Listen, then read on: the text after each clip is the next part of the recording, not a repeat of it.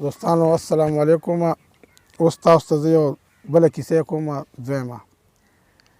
چې پخوا به دا دوستاني دا تعلق دا به ډېر او دا به خاص کر د باچایانو پخوا د باچایانو زمانې وې نو د باچایانو په زمانه کې دا مسلې به وي. یو باچا و د هغه زوی و نو د هغه به ګرځېده را ګرځېده او ډېر ښایسته او ډېر مزېدار و. خوا کې ورسره یو ترکاڼ و چې باچا له به یې کار مار کو او د هغه هم یو زوی و. د ترکاڼ هغه زوی ولګېد او د باچا د زوی ته یې ویل چې یاره ما سره دوستانه وکړه. هغه ورته بس ټیک ده دې دواړو ګپ شپ جوړ شه. شهزاده به راته و د ترکاڼ زوی سره په دوکان کې ناست و. هغه به ځان له کار مار کو دی به تاسې ناست و. بهی دا خواوشا دغه علاقې خلک وګورمېده چې بهی دا خو زمونږ بېعزتي ده چې د باچا زوی راځي او د ترکاڼ په دوکان کې ناست چې ټوله ورځ او د ترکاڼ زوی سره کله یو خوا کله بل خوا. زموږ دا خو زموږ دغه بېعزتي ده. بهی باچا له لړزه باچا ته یاره باچا ګوره ستا زوی راځي او د دومره بلا خپلوان دي ستا غټې غټې هستۍ دي هغې سره نه کښېني او چې سهار شي راشي د ترکاڼ زوی سره ناست دي او ټوله ورځ ورسره ناست دي. دا خو زموږ دپاره د پیغور خبره ده د شرم خبره ده. نورو خلکو سره دې کښېني که نه دا خو ځان په شان جوګه خلک دې وګوري. باچا په دې ډېر خفه شه چې بهی ته رشاد ځي او د ترکاڼ زوی سره کښېني او هغه سره چې کوم دی تعلق ساتي.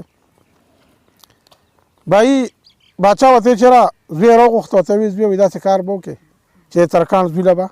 نه ځي. هغه ورته ویل چې پلاره زما دوست دی زما ملګری دی ما ته یې ویل چې ته زما خوښ یې دوست مې زه په اخلاقي طوره زما ورسره هم مینه ده. هغه ورته ویل هر څه چې کوې خو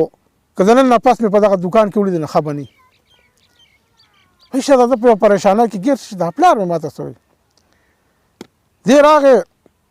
د ترکاڼ بیا د ترکاڼ زوی له راغی بیا را سټارټ شو.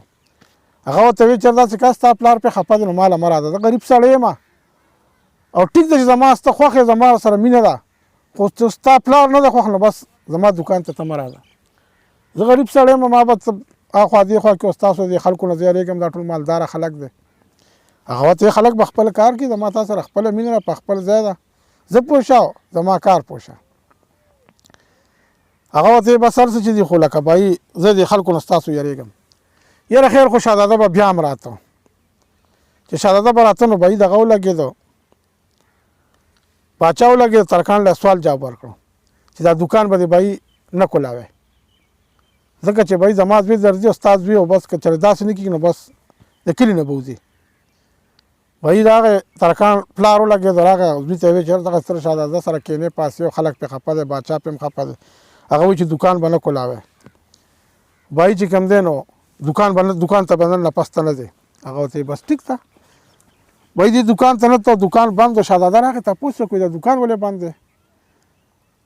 هغې ورته دا خو دغسې کیسه شوې ده. ښه دی لاړه ترکاڼ زوی پسې وایي ته دوکان ته ولې نه ځې دغسې ستا پلار ډار کړی چې دوکان به نه کولاوی وایي ښه وایي دا بس دغسې به ګرځو دوکان کې به نه وي داسې به ګرځو که نه. دوی بیا دغسې ګرځېدل یا لس ورځې وګرځېدل یا 15 ورځې وګرځېدل هر څو ورځې چې وګرځېدل یو بل سره ډېره مینه محبت و. په دې کې باچا له خبر لړ چې بهی ته دوکان دې پرې بند کړو هغه اوس هم ګرځي ترکاڼ سره بهی چې کوم دی نه ګرځي را ګرځي. ورته یې ویل ښه وایي داسې کار دی. بهی دې باچا ډېر غصه شو مور ته یې ولوي چې داسې کار دی چې شهزاده به د نن نه پس زما زوی نه دی په دې چار خوا ځي نو ځي دی. بهی شهزاده یې راوغوښته ورته یې ویل زما خبره منې او که نه ترکاڼ د زوی خبره به منې. ورته یې ویل څنګه وی یا به د ترکاڼ زوی سره ګرځې یا به چې کوم دی نو په دې باچۍ کې ما سره اوسې اوس ستا خوښه ده ترکاڼ زوی اخلي او که ما اخلي. هغه ورته ویل چې پلاره ته په غلطه روان یې زه په سچه یم زما تعلق هغه سره دی زما سره مینه محبت دي زما ورسره مینه محبت دي ته ولې چې کوم دی نو په دې کې دغه کوې. ورته بس چې دې کې دا کوم نو بس د کوره به وځې. وایي یاره پلاره تا ګوره په هغې دوکان هم بند کړو په هغې هغې ته د نور هم تکلیفات ډېر رسولي دي خو داسې کار وکړه چې بس دا کله دا باچۍ تا ته پرېږدم او زه وځم بس زه په سر وځم بس چې وځې نو بس وځه شه په دې سات وځه. چې دې کله وته نو دا میندې ډېرې داړه لږې نرۍ وي دا مور یې ډېره زیاته خفه وه ژړل یې ورته ویل داسې کار دی خو ځي خو زما څه دغه دی چې دا به زه دله ورکوم. یو تیلی یې دله ورکړه یو یې وله بتک ورکړه د اوبو او د اوبو یې وله ډک کړه. ورته ویل چې په لاره ځې تږې شې د دې نه به اوبه څښې او دا تیلی والا چې کوم ځای تا ته تخته راله نو دې کې ما دومره ساچول دي چې تا ته به هېڅ مثلا راځي. دغه بطق غاړې ته واچو هغه تیلی راواغسته او را روان شه راغله ترکاڼ غزبیله. هغه ورته ویل څه که تا خو کډې مډې راغستې دي بس ستا په سر باندې یاره د کوره راووتلم. نو وی اوسه وی بس پلار مې چې دې باچۍ کې به نه اوسې بلې باچۍ ته ووړه. وی ځم بلې باچۍ ته. وی ځم د سره ځمه. دې دواړه را روان شو. چې دې را روان شو دنه تپوس په لاره کوي چې بهی دا تیلی د څه شي ده. زه ورته چې په دې تیلی کې خو مور مې څه اشرفۍ چوړي دي ماله ما ته چې کوم ځای باندې سخته راغلم دا اشرفۍ به ځان له دغه کې ستا کار به وشي. ده چې وکتل بهي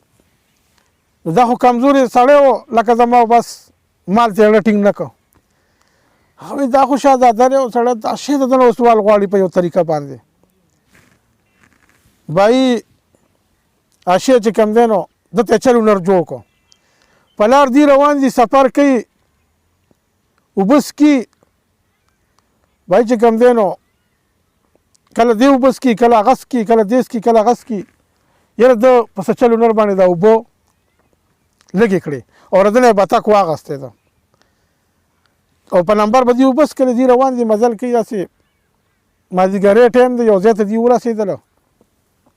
چې دې ورسېدل نو د ترکاڼ لوی ته ورته ویل چې یار لږې اوبه خو راکړه چې وڅکم که نه. نو هغه ورته ویل چې نه اوبه دومره دي چې بس زړه زما به کېږي تا نه درکوم. ده ورته یاره ډېر زیات تږی یم ژبه مې روځي. وایي چې هر څه کېږي خو اوبه نه درکومه.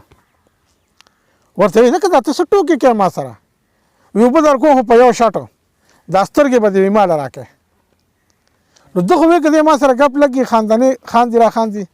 وی بس ټیک ده سترګې به درکومه خو سترګې واخله مړه وي ستا نه سترګې چا منې کړې. زه ټول ستا نه یم ستا سره راوتم ستا په سر د کور راوتم سترګې مې واخله ځان سره پټ غوندې چاقو اخیستی و. بس ده وایي چې راشه ده سره څه چل وکړه بس چې ده څنګه داسې ده ته سترګې ورته ویې سترګې پټې کړه. چې سترګې پټې کړې دي نو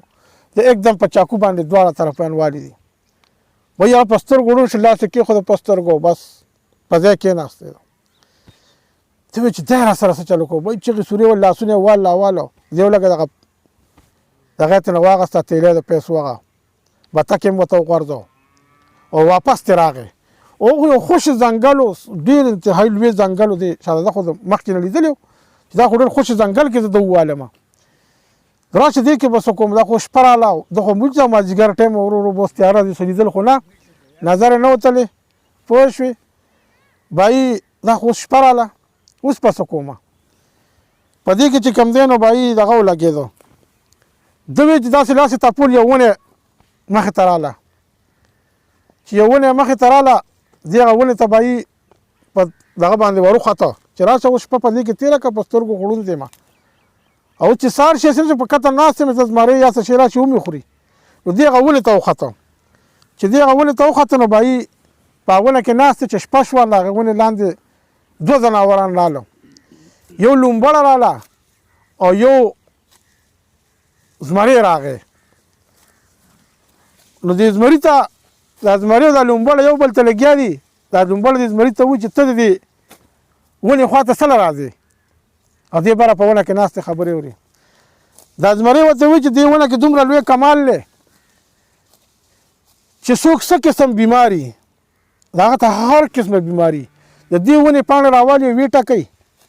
او د هغې نه لږې غونته اوبه وباسي او په هغه خپل زخمونه یې واچي چې په هغه په هر ځای زخم وي او هر څه بیماري په خېټه وخوري. نو خدای پاک پکې دومره شفا اچوله چې هغه ټیک کېږي. خو دې لومبړې ته یې وایي چې زه خو په دغه نیت راځم د دې ونې خیال ساتمه خو ته له په کم خیال راځې. دا لومبړه ورته وایي چې هر څومره د زمانې خواري خوار بیخي عجزي او دې ونې دا ونه د ویښه ویسته دې لاندې یو خزانه پرته ده. د هغه خزانه به د هغې سړي په لاس راشي د باچا عمره مقابله به کوي. دا پخوا یو باچا تېر شوی دا هغه نه پاتې شوې ده او دا ونه پې هغه کرلې وه د پاسه. زه خو په هغه وجه راځم د دې ونې خواته چې په هغې کې د سرو جوغونه هم پراته دي یو څه بل څه ورته ویې ښه. ده چې د زمري دا خبره وویل ده خو پاڼې راواغستې و دې خو ونه کې بره ناست و شهزاده پاڼې راواغستې او ناچوړې کړې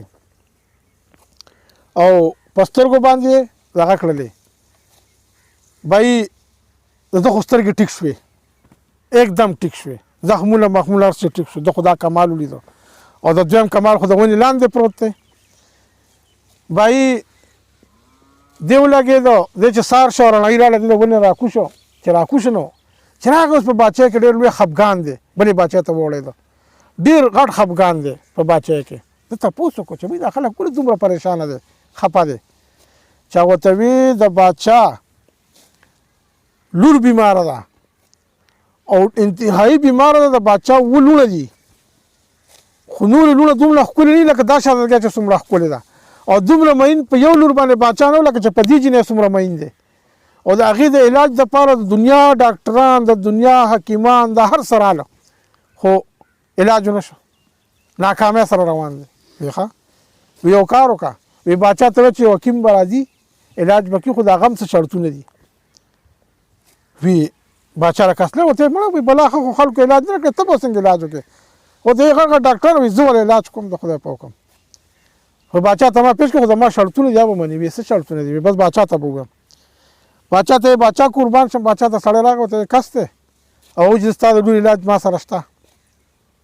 وی دا څه وی خو هغه چې زما شرطونه دي وی هر شرط یې ماته منظور دی سړی راوله شهزاده لړو ورته وی ښه باچا ورته شرط وایه وی شرط دا دی چې بھائی شرط پکې دا دی چې ما به وزیر اخلي ځان سره او ته وایې چې زه بلا دولت ورکوم نو بس د خلکو خو بد لږې رسي وایي نیمه باچایي به ماله راکړې هغه هم د باچا سوال وکړو چې نیمه باچایي به ماله راکړې باچا ورته هر څه بس تا نه قربان وی بس ټیک ده بھائی زه ورته وی چې داسې کار دی چې دا به بوځی و خو دی ورته هم هغه ازمري ویلو چې دغه دې ونې پاڼې دغه کړي نو بیا کته یو چینه ده په هغه چینې کې به مخ لاس کړي او په هغې چینه بیا لامبوي او بس بیا به چې کوم دی نو ټیک ټاکي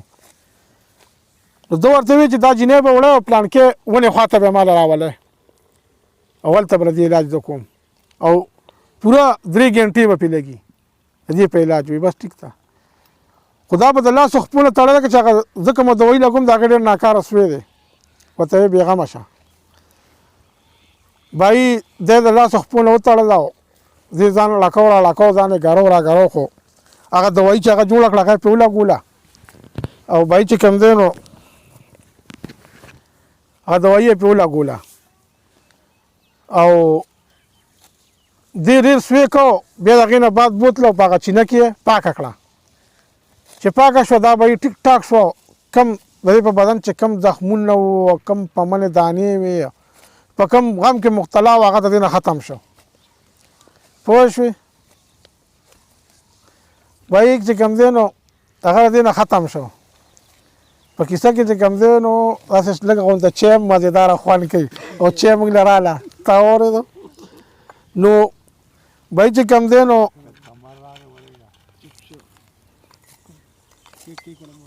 نه بس درکه بس نور بس که بهی جینۍ ټیک شوه خوشحالی شوې خوشحالی ډېرې زیاتې شوې او بهی چې کوم دی نو مجلس دغه شروع سازونه د خوشحالی باچا په دربار کې بهی باچا دربار کې ساز او دغه شروع شو خوشحالی شو او مجلسونه سټارټ شو 18 ورځې مجلسونه وشو ښه په درس کې بیا باچا وی چې بهی مېلمه هم ناست دی دلته شهزاده پروت دی باچا ته تپوس وکړو چې مجلس ختم شي باچا وی ښه بهی ځوانه وایه څه خو ما ته ډېر ښکلې او ډېر اخلاقي سړی ښکارې وایه اوس تا چې څه ویلو هغه درله پوره کوم څه دې په کار و ورته وی تا سره ما ژبه شوه چې نیمه باچایي به راکړې وي هغه دې هم شوه وي دا لور چې کومه زما ښه شوه دا دې هم په نکاح شوه او ما سره وزیر هم شوې یا په دې باچایۍ کې اوسه بهی دې په هغه باچایۍ کې اوسېدو باچایي به یې کوله او وزیر اعظم ته به یې کو وزیر اعظم بس لګیا و یو ورځ وه د ترکان دا زوی راووته چې راشه وخت پکې تېر شه یا 3 میاشتې یا 4 میاشتې راشه معلومات وکړه چې مړ دی ژوندی دی څه شي خوړلی دی نه دی خوړلی بهی دې راغی چې راغی داسې ورو راته باچایۍ ته راکوشو هغې باچایۍ ته دا هم راغی ترکان دا زوی هم راغی چې راغی نو بهی چې ویې کتل نو دې یې ولیده چې دی خو وزیر دی هغه وی چې لکه دا خو لوی غم باندې به وړېدلم دې خو به ما ته لوی دې خو به زما نه بدله اخلي ما به مړ کړي که د باچا ته هلته کې ووینو اډو خیر مې نشته یاره دی چې پوه شه دم ولیده نو ده راوستېده د وزیر راوسته د شهزاده ورته ویې راشه هغه ورته ویې تا ته ملامت یم هغه ورته پرېږده سړی زړې خبرې وی نوې خبرې کوه وی بس خو که تا ما ته دغسې هم ویلو ته زما دوست وې ستا په سر باندې زه د کوره راووتلم ته زما دوست وې که تا ما ته دغسې هم ویلو دا کور نه راوته ډېر وو که دا پیسې ډېرې وې دولت په ما تاله درکړو خو بس تا هغه ستا و هسې هم ستا و خو تا په بدله طریقه واغستې هېڅ خبره نه ده هغه نور که دې څه په کار واخله زه اوس وزیر یم هغه ویې رئیس مې نور نه دي په کار خو لکه په هغه یو خبره ملامت یم هغه ته پرېږده زه ورته زه به بیا راشم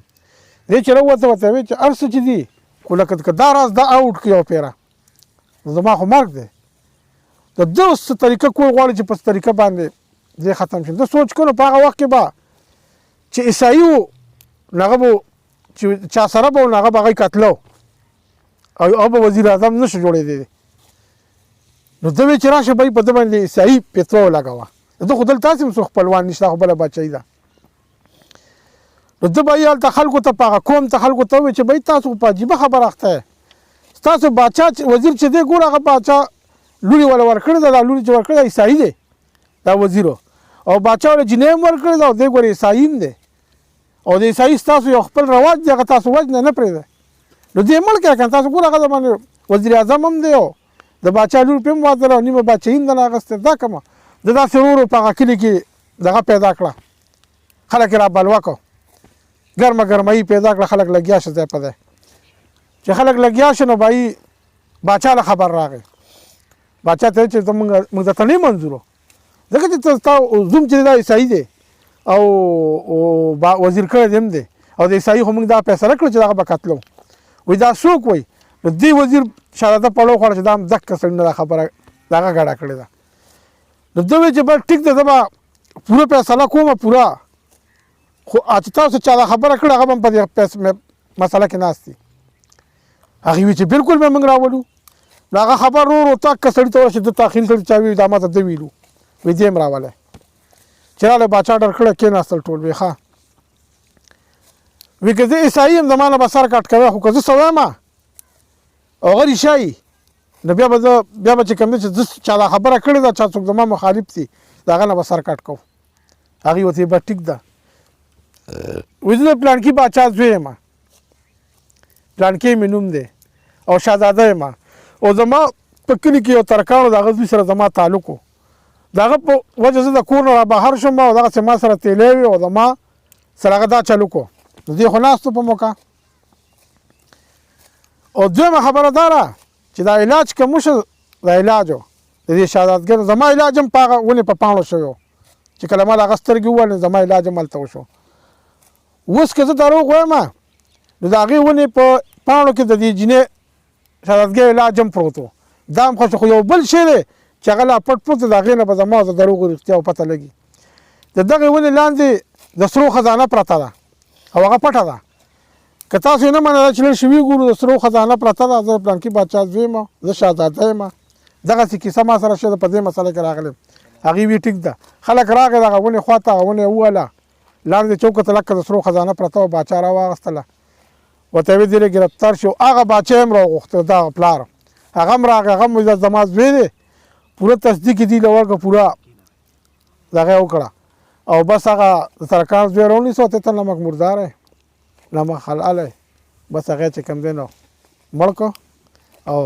کې پی ایچ وینز زموږ چینل دی او لاندې چې کوم دی نو دا لایک کې او